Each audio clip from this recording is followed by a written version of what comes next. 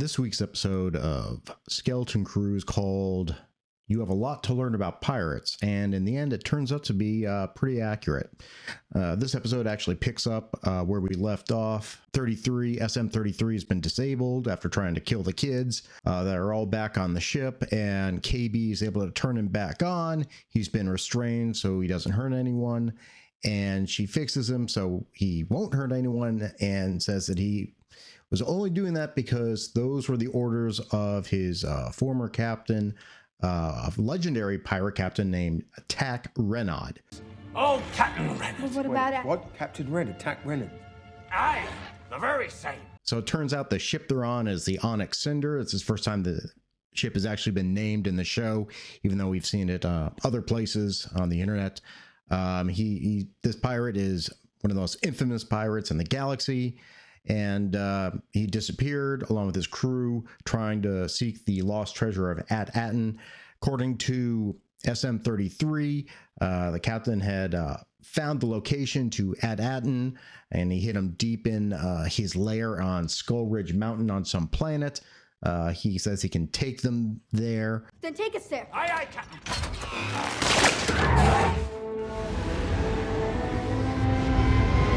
We also learn that Renaud began to suspect that his crew was mutinous.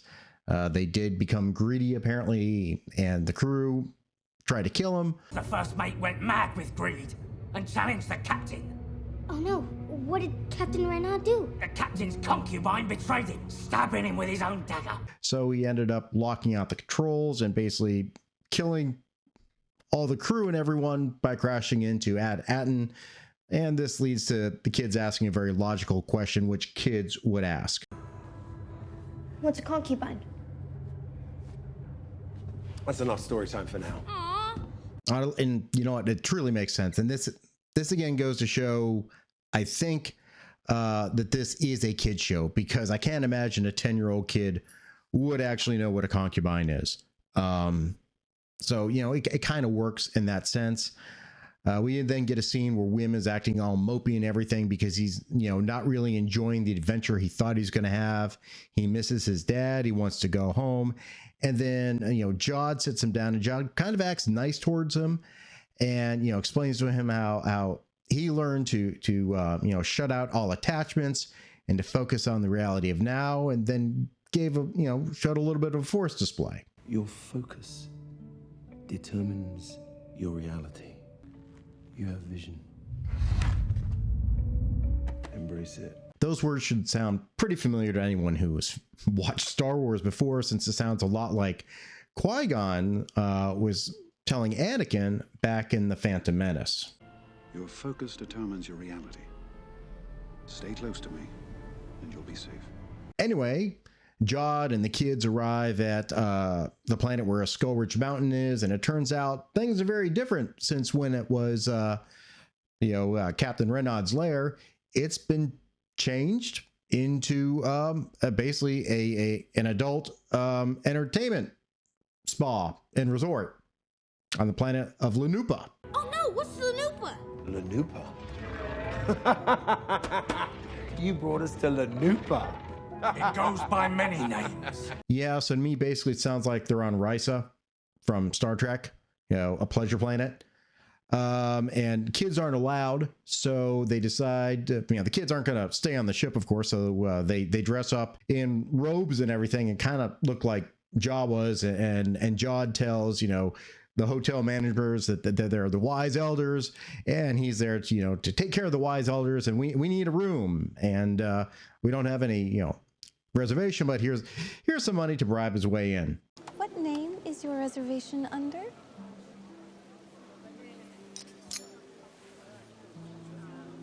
While he's trying to bribe his way in, we meet a bounty hunter named Pocket, who I think, if I recall reading correctly, is the voice of is it Mara or Marin from the movie Brave? I thought I read that's who she was.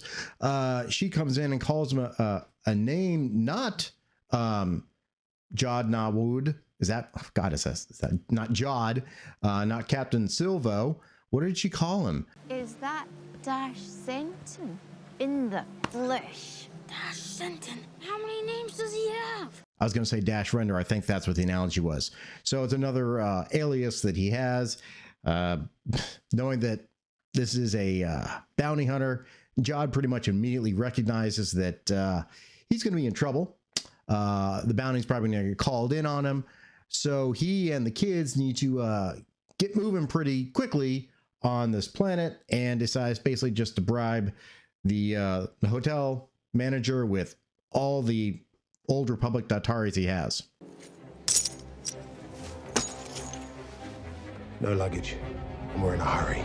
So the kids and Jod split into two teams to go look for Captain Renaud's sigil, which apparently is used to mark the location of his lair, which SM-33 says is underneath the spas. Now, at this point, this is when we get kind of into some of the Goonies aspect of this episode, and also a little bit of Indiana Jones, because there's some antics when Jod and KB and Neil are being chased by the guards. KB is able to fend them off with pretty, kind of clever, whimsical use of a screwdriver.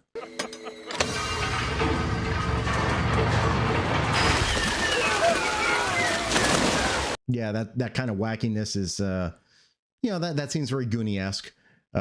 Unfortunately, Wim and Fern run into some problems since they meet a giant, like, octopus squid-like creature that's in the spa and accuses them of being assassins. You don't smell like an attendant. Are you an assassin? SM-33 runs off to find Jod and the others to help, Fern and Wim. And when they arrive, they find that Fern has made friends with this giant squid monster, whose name is Cathalpos. Quite a story. Then what happened? Oh, hey, guys. This is Cathalos. He said he'd help us if we entertained him. And yeah, this to me is pretty much a straight out Star Wars analogy to a Dark Elder we're all familiar with. Even the spelling of the name Cathalpos reminds me of Cthulhu. Cathalpos helps them get into the passages to the lair below, and this is when we start to encounter some some traps to try to snag stop any intruders, including one which almost takes off everyone's head. Looks like they were decapitated. Decapitated? At the same time, Jod and the kids are being pursued by, the hotel security, one of which runs into a trap and meets with a nasty end. They're also being pursued by the pirates, who've arrived thanks to the notification from Pocket, and they get to this pool area, which looks like a pool of water, but turns out to be a pool of acid. Appears to be acid, Captain. Of course it is. They're able to figure out the way to get in is by throwing a piece of treasure in.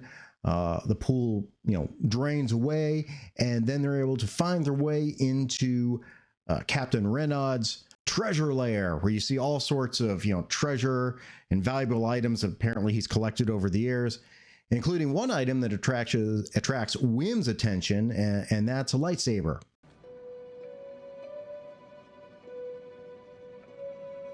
Neil notices what appears to be a fresh roast sitting on a table surrounded by a bunch of rotten food, and it's deduced that this is some sort of trap or something.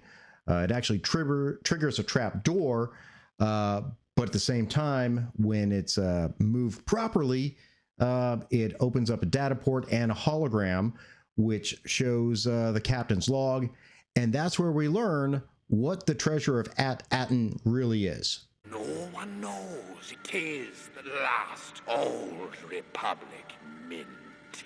So this is where we get to see that the title of this episode is really appropriate. You got a lot to learn about pirates, because those kids got a lot to learn about pirates. Jod reveals his true nature, despite showing some Jedi-like tendencies, Jedi-like abilities, spouting some Jedi-like phrases. He's a pirate through and through. When the bounty hunters and the other pirates show up banging on the door, he orders SM-33 to flood, the outside passageway with all the acid that was there before. Refill that chamber with acid.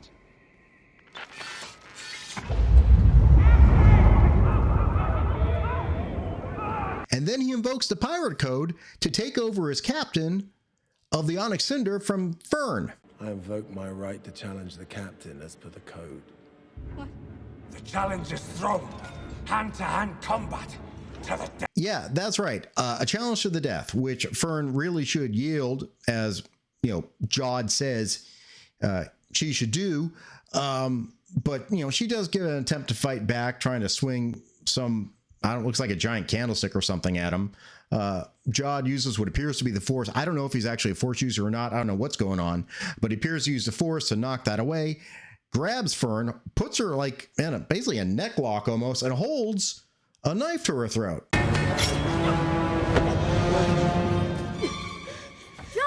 no! Well, now it's time for the kid who wants adventure to finally stand up. Remember how we had Neil stand up in that one episode by throwing a rock at SM-33's head? Wim decides he's going to stand up and takes hold of the lightsaber that he found to confront Jod. Careful, Wim. It's not one of your stories. It doesn't go well. Really, he's damn lucky he didn't slice off his leg. But Fern just yields. The kids all huddle together. So now Jod is the captain. He orders SM-33 to take the kids prisoner as mutineers.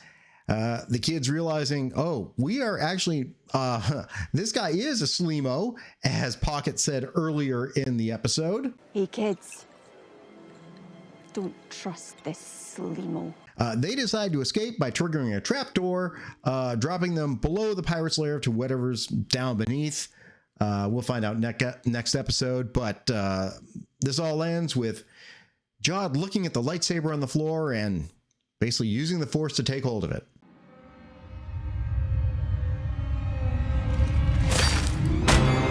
So yeah, this episode to me was actually kind of better than last week's episode. I know a lot of people are hating on this whole show, and I wish I could. I really wish I could hate on it, but I really don't. I'm finding it kind of inoffensive and just not harmful to any prior Star Wars canon or original or prequel trilogy. I know some people out there saying, we haven't seen this before. We haven't heard about Atten. We haven't heard about this pirate captain before. Well, it is thousands of galaxies. We were focused on the Skywalker family, so certainly there's a lot more to be explored out there in the Star Wars universe. The problem is, of course, that this doesn't really feel like Star Wars other than dropping a few things in. We have the lightsaber, we have a Hutt show up, we have the mention of the Old Republic. But otherwise, again, as I said before, this show could exist in just any space fantasy with kids going off on what they think is going to be a fun adventure and getting into some nasty hijinks. It still, like I say, is a kid's show. Some people may say that, the whole threatening of Fern is a little dark. And yeah, it is. Yeah, it is. I do seem to remember that the Fratellis were definitely threatening Chunk in the Goonies. Of course, the Fratellis were more comedic than anything. These bad guys in this show do not appear to be that comedic. So yeah, it's like I say, it's an okay show. This was an okay episode, and I thought it actually did something to promote the storyline. So it's not bad. It's all right. There's some interesting things happening. I really do think Jude Law is doing a fine job. He seems to be earnest in playing the role. The kids are playing kids, same way that, kids in the first season of Stranger Things were acting. It's an inoffensive show. It's made for kids. Doesn't need to be stuck in the Star Wars universe, but we'll have to see, I guess, what happens next. Yeah, so this week, not that bad. Actually moved the story along. That's it. Thank the maker. Questions, comments, witticisms down below. Click all those good buttons. See you guys next time.